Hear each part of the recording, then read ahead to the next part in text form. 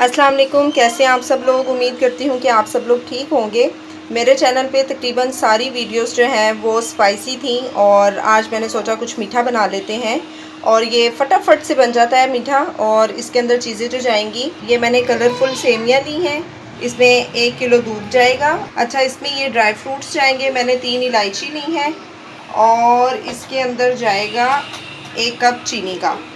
मैंने बर्तन जो है वो चूल्हे पे रख लिया है, इसमें हम दूध ऐड कर देते हैं। अच्छा, दूध में हम जो है वो 3 इलायचियाँ डाल के इसको मैं बॉईल कर लूँगी। दूध हमारा बॉईल हो गया है, मैं इसमें अब चीनी ऐड कर दूँगी।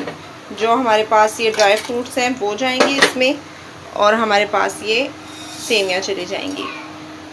अच्छा, अब इसको हम हल्के हाथों से हिलाते रहेंगे और ये थिक थोड़ी सी अच्छी लगती हैं, ज़्यादा पतली नहीं। ये पकते पकते कितनी थिक हो जाएगी और बस फिर आप इसको ठंडा करके खाएं या गरम खाएं, एज़ यू लाइक। और ये बहुत अच्छी बनी है। इस तरह की मज़ीद रेसिपीज़ देखने के लिए मेरे चैनल को सब्सक्राइब करें, लाइक करें, शेयर करें। अल्लाह हाफ़िज़।